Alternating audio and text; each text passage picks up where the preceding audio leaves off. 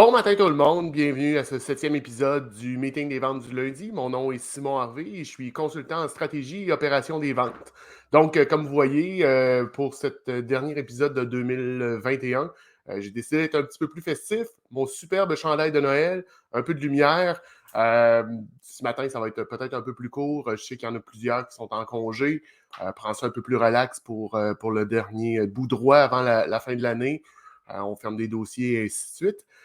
Donc, je veux revenir un petit peu sur la façon que le show fonctionne. Si vous avez des questions que vous désirez me poser directement, venir en studio avec moi, j'ai mis le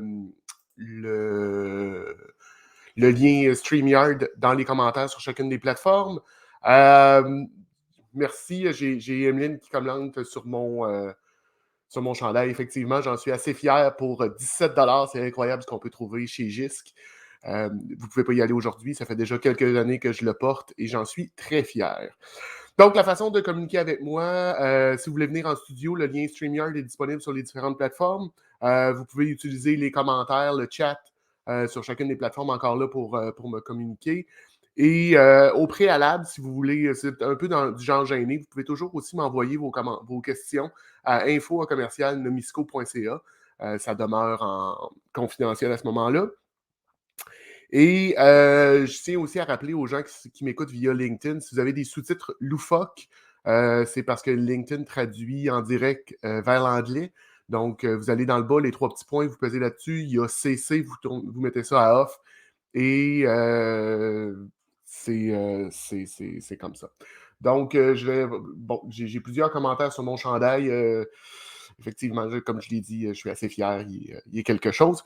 Je tiens à vous rappeler, ma blonde a exactement le même. On fait un beau petit couple avec ça, chacun de notre côté. Donc, la semaine dernière, si vous vous rappelez, on a eu, je vous lançais encore un défi qui était de faire 10 activités de développement des affaires pendant votre semaine. J'espère que ça a bien été de votre côté. Moi, du mien, ça a quand même bien performé. Je me suis rendu à mon 10. J'ai fait quelques changements dans mes choses, mais ça, on en parlera plus tard dans le show. Donc, un truc sur lequel je vais revenir aussi de la semaine dernière. Ah non, on va y aller tout de suite comme ça. Je vais ajouter les commentaires que j'ai eus. Donc, la semaine dernière, un commentaire que j'ai manqué de Dave. Dave disait attirer, convertir et livrer. À ce moment-là, on parlait de la gestion des ressources. Donc, comment c'est important aussi de vous assurer que vous étiez capable de livrer et pas juste pour demeurer dans votre contexte de vente. Donc, je voulais souligner le commentaire de Dave. Ensuite de ça, j'ai fait aussi la semaine dernière un commentaire sur le basketball. Je vous en ai parlé dans le show. Mon fils a eu un tournoi le week-end, pas le week-end dernier, mais l'autre avant. Ça ne s'est pas bien terminé. Ils ont perdu par 1 point en finale, leur première défaite de la saison. Et là, j'ai Alain Mimo qui dit une de mes citations préférées de Michael Jordan va bien illustrer le concept ici. I've missed more than 9,000 shots in my career. I've lost almost 300 games. 26 times I've been trusted to take the game-winning shot and missed. I've failed over and over and over again in my life, and that's why I succeeded. Donc, ça dit qu'il a pris plus de 9000 lancés dans sa carrière. 300 fois, il a perdu plus de 300 games. 26 fois, il a été mis sur la ligne pour prendre le dernier tir pour gagner la game et il a manqué. Il a connu des échecs plusieurs fois dans sa vie et c'est pour ça qu'il a connu autant de succès. On s'entend, Michael Jordan est probablement, à mon avis, le meilleur joueur de basket qu'il y a eu. Et si vous remarquez, les espadrilles dans le bas de l'écran, c'est des Air Jordan. J'ai aussi Geneviève Terrien qui a commenté Hope for the best and prepare for the worst. Je garde toujours ceci en tête. Je fais de moins en moins l'erreur de penser que ce sera facile. Je me garde prête à gérer l'imprévisible. Et comme je dis, bon, je vais enlever mes. Je vais les laisser. Une excellente phrase, on va se préparer. Je dis souvent qu'il faut être prêt parce qu'en vente, tout peut et va arriver. Si vous avez travaillé un petit peu avec moi, c'est quelque chose que je répète over and over. Je le dis pratiquement à toutes les rencontres que tout peut et va arriver. Ensuite, j'ai Félix Mayou qui commente « Le sport regorge d'opportunités d'apprentissage et de développement de la confiance en soi. Ce qui est intéressant dans ton exemple est la possibilité que tu as donnée à ton jeune de faire de l'introspection et d'en tirer une leçon. Malheureusement, dans le sport, comme dans d'autres contextes, certains parents ne favorisent pas l'intégration de ces apprentissages en blâmant les conditions extérieures, les autres joueurs de l'équipe, les coachs, les arbitres, la glace, peu importe le sport, et survaloriser l'enfant. Cette attitude n'aide personne à part le narcissisme. Effectivement, puis j'ai répondu à ça, mais effectivement, c'est quelque chose qui est malheureusement qui arrive trop souvent. Puis c'est payant de prendre le temps de se regarder, de se remettre en question, de faire de l'introspection. Tu sais, tomber, c'est pas grave dans la vie, ça va tous nous arriver. Ce qui est important, c'est pas comment tu tombes, c'est comment tu te relèves et qu'est-ce que tu apprends de ça. Donc, dans mes 4 valeurs dont je vous parle souvent, qui sont apprendre, excusez-moi, rendre les gens remarquables, apporter de la valeur en continu, être éthique et apprendre à expérimenter rapidement. Ben, on est dans le 4e partie, donc apprendre à expérimenter rapidement. Ce qui est important d'un échec, c'est qu'est-ce qu'on en retire, où est-ce que ça nous amène. Euh, j'ai ici, j'ai Clément qui dit: si tu rimes qu'une partie n'a pas bien été en fonction de la défaite, à ce niveau, tu passes à côté de l'objectif du jeu. C'est un jeu bien exact. Oui, effectivement, c'est un jeu. Dans ce cas-là, je te dirais que les petits gars étaient très, très, très déçus. Puis si tu as lu mon post, Clément, j'explique que les jeunes n'ont pas perdu une partie, sont arrivés là, en bon français, un peu cocky, surconfiants. Et j'amenais le côté que je pense que le coach les a donné une leçon d'humilité dans tout ça, parce qu'ultimement, ça demeure que c'est ça. Faut pas sous-estimer notre adversaire. Il faut garder un certain niveau de respect. Ensuite de ça, ben, j'ai parlé des cornichons. Fait que je me suis dit que je ferais un petit clin d'œil à David Godreau ce matin. On a eu un échange à propos des cornichons. Puis j'en ai eu aussi, encore une fois, par messagerie, l'indice cornichon ou le ratio cornichon sans vous avoir parlé. Donc, qu'est-ce que ça veut dire vraiment d'un côté, comment je dirais ça? La valeur de ce que le client demande versus le coût d'acquisition d'un client. Donc, est-ce que vous êtes en train de perdre un client pour l'équivalent d'un pickle? Et je disais dans mes commentaires à David que je crois que les pickles devraient demeurer un groupe alimentaire. J'adore les pickles, particulièrement les pickles sucrés. Je ne suis pas très type Annette. Donc, vous venez d'apprendre un autre truc à mon sujet ce matin. Si on continue. J'ai aussi, si vous vous souvenez, à la fin du show, je parlais de speed test. Donc, vérifier c'était mon petit truc du vendredi précédent, vérifier votre vitesse Internet. Loïc, je vais enlever mes lumières de Noël. Ça va donner une meilleure chance pour vous de lire. Attention au speed test. Ce n'est pas forcément le fournisseur le problème à la connexion. Si la connexion est plus lente que celle payée, puis c'est effectivement, puis je vous invite à prendre contact avec Loïc si vous avez des problèmes de connectivité ou des problèmes de vitesse. Parce que oui, ça peut être du côté de votre fournisseur, mais ça peut être votre setup à l'interne qui cause ce genre de problème-là. Donc, ça peut être dans mon cas, si je parle de mon cas personnel, à un moment donné, quand j'ai commencé à faire ces tests-là, c'est parce que ma vitesse n'était pas bonne sur mon ordinateur, mais je me suis rendu compte que c'était mon setup à la maison qui n'était pas correct. Mon routeur était au sous-sol, mon bureau est à l'étage, donc j'ai été obligé de refaire un petit peu de network. Donc, si on continue, le sujet d'aujourd'hui dont je voulais vous parler, un des sujets majeurs, en fait, comme vous l'avez vu, c'est Christelle Serré qui a fait un post la semaine dernière qui a attiré mon attention. Christelle parlait, je vais vous le lire. J'ai écouté une vidéo sur une autre plateforme d'un gars de construction fâché que sa cliente ait refusé de payer. D'un moyen drastique, il est retourné sur le chantier, a détruit ce que la cliente avait refusé de payer. Les commentaires étaient en feu, éloge sur l'honneur et le respect d'être payé pour les travaux effectués. Bon, elle raconte qu'elle a un commentaire l'a attiré, est allée sur Google, fait ses recherches. La femme avait payé pratiquement tous les travaux, la job avait été mal faite, photo à l'appui, excusez-moi. Ah, puis on a Christelle qui va se brancher d'ici quelques instants. Un commentaire avait attiré, bon, la femme avait payé pratiquement tous les travaux, la job avait été mal faite. Disons que, puis c'est Christelle qui parle, moi, avec mes talents, j'aurais fait une job similaire. Et plusieurs demandes écrites de venir corriger le travail sans retour de la part du constructeur. La femme est allée en cours et a gagné sa cause. Bref, il y a toujours deux côtés une médaille et malheureusement, on ne prend pas toujours le temps de comprendre. Une réputation en ligne, ça se salit vite en ligne. Donc, moi, ça a attiré mon attention parce que c'est quand même quelque chose, on s'entend, on est entrepreneur, c'est des choses qui peuvent arriver. J'ai déjà eu dans le passé aussi des clients qui ont fait des belles faillites. Là, on parle de plusieurs centaines, de centaines de milliers de dollars qui n'ont pas payé. Qu'est-ce que tu fais dans un cas comme ça? Donc, moi, j'ai commenté rapidement sur le post. J'ai dit, je suis d'accord, c'est important d'être payé pour les travaux effectués, les produits livrés. Je pense que ça fait partie d'une relation d'affaires saine. Par contre, de se faire justice soi-même, c'est pas la bonne chose. Aller tout détruire, c'est pas brillant. Comme société, on a en place des mécanismes, on a des mécanismes en place pour ce genre de situation.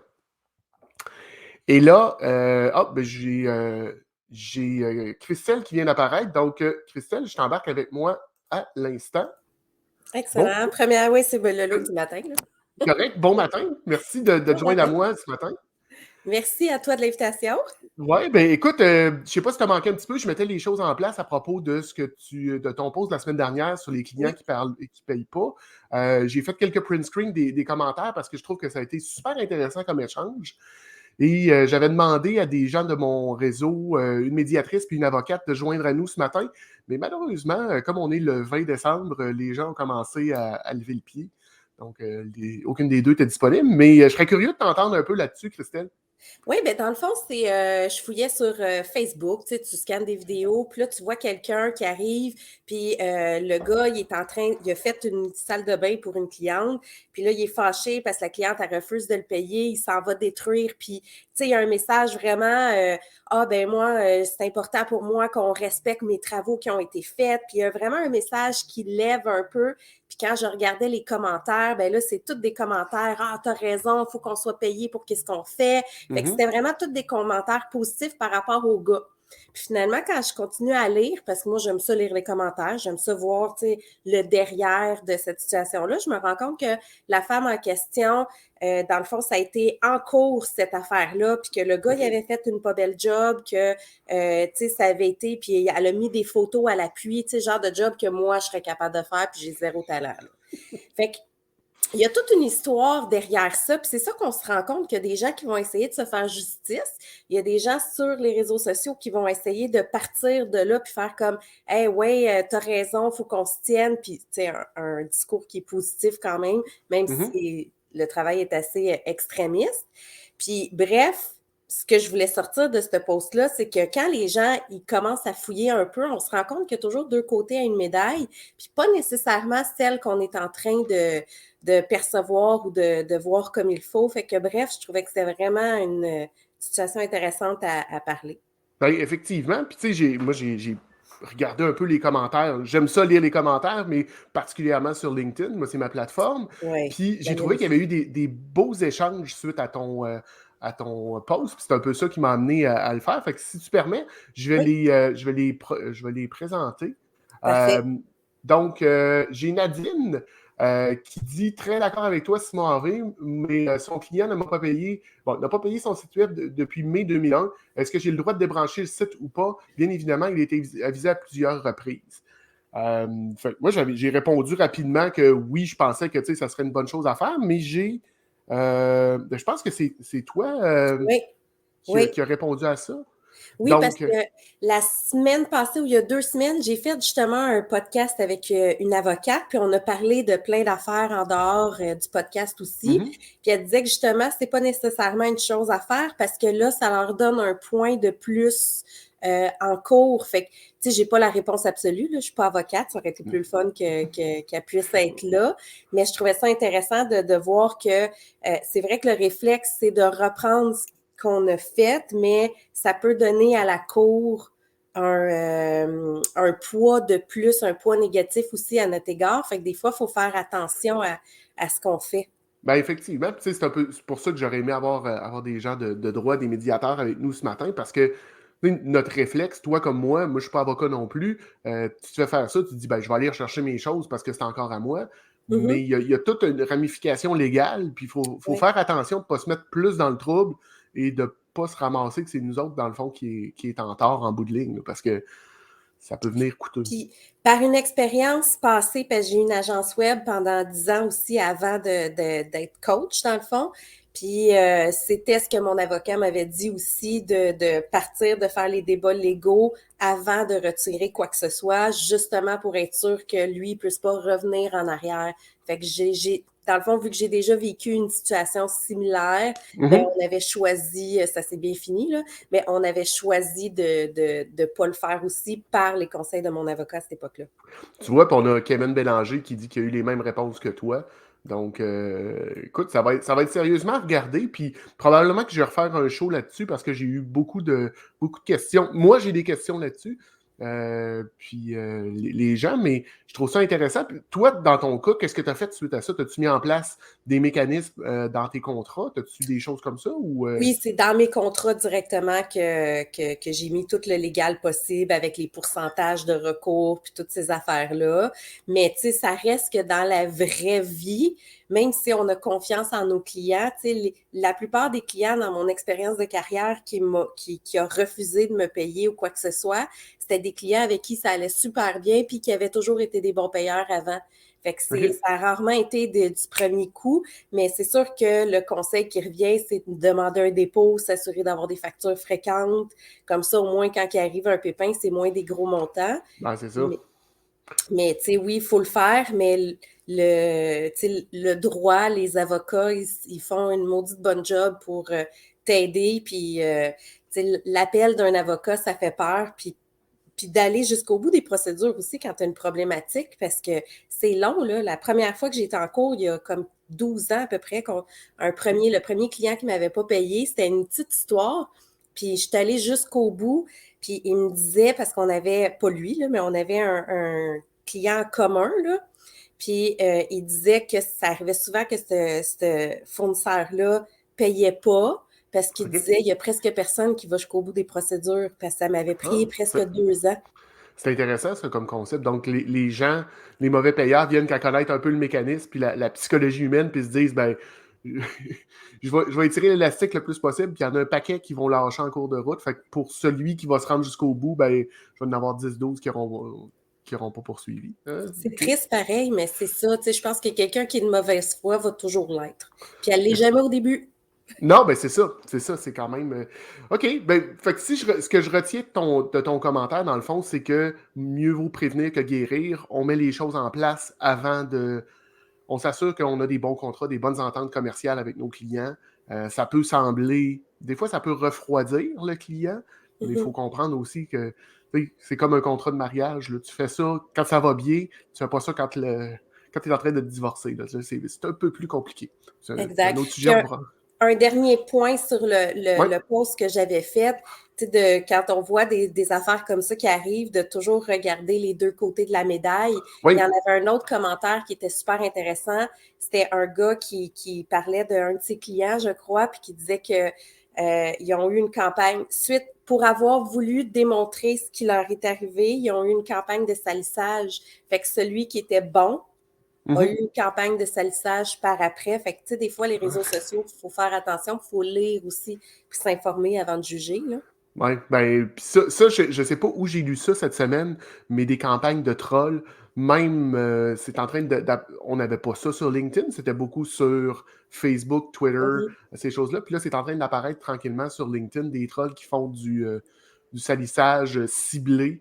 Donc, malheureusement, c'est quelque chose qu'on va peut-être avoir à négocier ou à dealer dans les prochaines années. Mais écoute, ça fait partie de la vie. Mais effectivement, c'est quelque chose de triste. On va se le dire Ouais, comme ça. Ouais. Écoute, je sais que toi, ce matin, tu es en préparation d'école. Fait que, exact. à moins que tu veuilles rester, je te garde tant que tu veux, mais Ben, je je veux vais pas te retenir rester, je vais le regarder sur le sur ton téléphone. Je vais téléphone. te suivre sur le téléphone pour le Cool. reste. Ben, merci Christelle, puis Merci à à la toi. prochaine. Bye Bye. bye. Donc, c'est ça, comme vous venez de voir avec Christelle, puis en fait, ce que je retiens ou ce que je dirais là-dessus, c'est de mieux vaut prévenir que guérir. C'est souvent le cas, que ça soit en vente, en développement des affaires, mais tout ce qui est vos transactions légales. Euh, j'ai un commentaire de Eric qui dit, comme dans les conflits personnels, il faut prendre du recul et ne pas agir sur le coup de l'émotion. Écoute, Eric, je pense que c'est un superbe commentaire. En fait, c'est un superbe commentaire que tu nous amènes là aujourd'hui. De prendre le temps de respirer. Là. Vous êtes en situation de conflit, quelque chose qui vous arrive. Réagir sur le coup de l'émotion, c'est généralement pas une bonne chose. Prenez un pas de recul. Vous pouvez, moi je l'ai fait souvent, là, d'avoir comme un trop-plein pour pas faire d'erreur. Mettons que je reçois un courriel un peu rough, j'enlève je fais un reply, mais j'enlève dans la barre d'adresse le nom de la personne. J'écris ce que j'ai sur le cœur, je le laisse dans mes brouillons pendant une journée, des fois 2. Un coup que je suis plus calme, je vais le relire, puis généralement, je ne l'envoie pas. L'important, souvent, c'est juste de le sortir de ce qu'on a à l'intérieur. On n'est pas obligé de le dire à l'autre personne parce que, ultimement, sous le coup de l'émotion, ça laisse. On peut dire la pensée peut aller plus loin que. Ou la parole peut aller beaucoup plus loin que la pensée et que ça fasse ça fasse du dommage.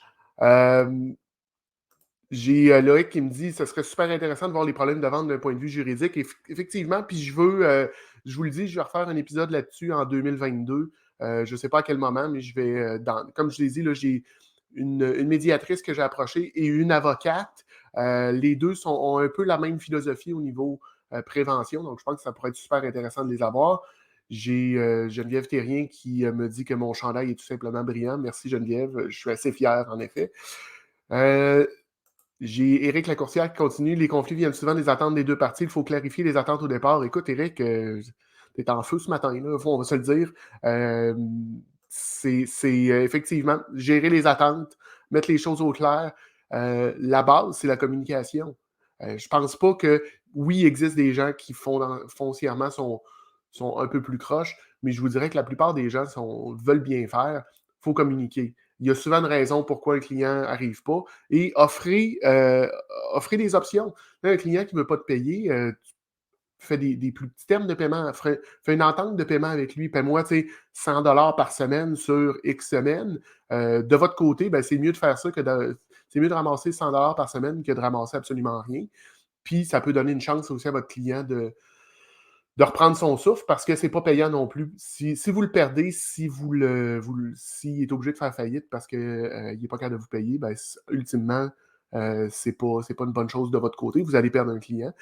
Puis à l'inverse, comme on a déjà parlé de situations difficiles, je vous ai parlé quand Maude Dupuis était venue, puis on parlait de mon restaurant, comment est-ce qu'on récupère ça?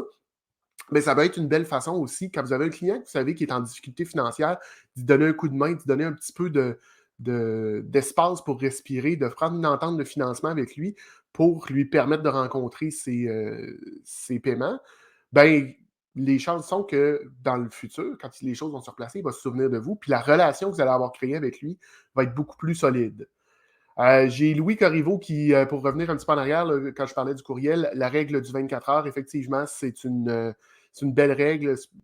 24 heures pour revenir à un client ou un courriel, c'est généralement une bonne chose. Il ne faut pas prendre bien plus que ça quand vous avez quelqu'un qui vous contacte. Mais quand c'est une situation un peu plus émotive, je vous dirais de prendre 24 heures pour y revenir.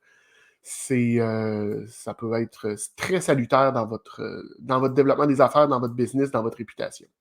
Donc, si on continue un petit peu, on a parlé tout à l'heure avec Christelle, là, mais j'ai Julie Savage-Fournier qui dit, tu l'avises par écrit, une preuve de livraison qui a jusqu'à quelle date pour payer, un peu comme une mise en demeure. Nadine qui demande, c'est quoi une preuve de livraison? Son site a été livré en 2021.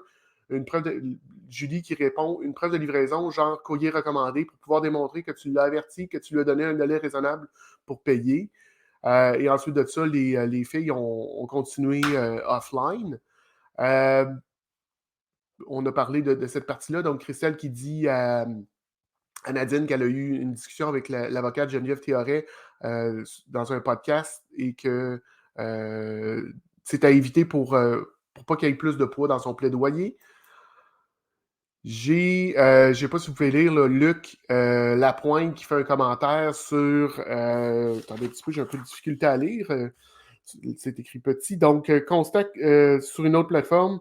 C'est intéressant quand il est montré dans la culture que nous évoluons a un impact fondamental sur nos perceptions du monde et de nos pensées. Et évidemment, chaque plateforme de médias sociaux a sa propre culture.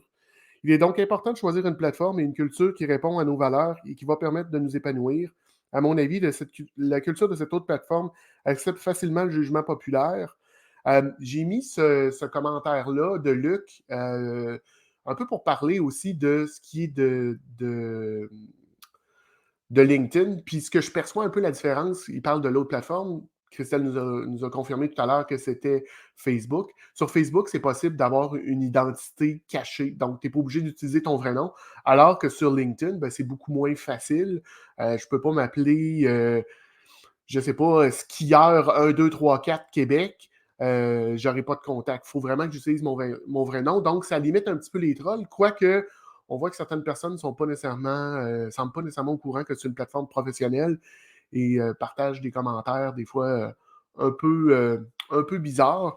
Je lisais là, sur un newsletter ou d'un podcast que j'écoute des commentaires. Le gars faisait un commentaire là-dessus sur des commentaires déplacés qu'il avait lus sur LinkedIn. Donc, on continue. J'ai Jacinthe Brown qui dit tu as raison, Christelle.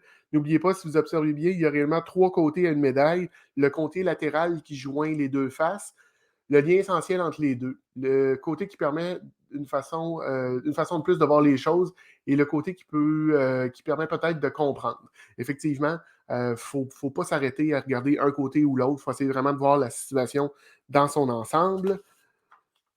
Et ça termine pour ce côté-là de ce sujet. Donc, comme vous voyez, j'espérais, comme je l'ai dit plusieurs fois, avoir des gens côté plus légal pour nous donner leur point de vue là-dessus. Mais je vous encourage quand même à faire affaire avec un avocat, prendre le temps de vous renseigner. Ça peut vous sauver bien du problème. La prévention, que ce soit en mécanique auto, que ce soit en vente, que ce soit en relation d'affaires, c'est toujours payant.